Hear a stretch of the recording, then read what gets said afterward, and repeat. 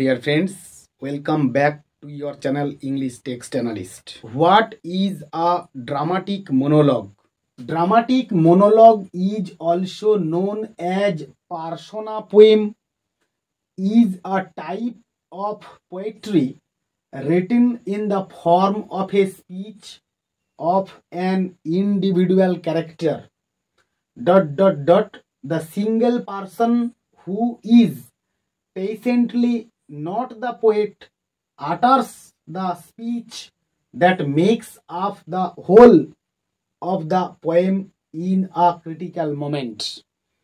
Example: My Last Duchess is a poem by Robert Browning is a classic example, or frequently anthologized as an example of the dramatic monologue.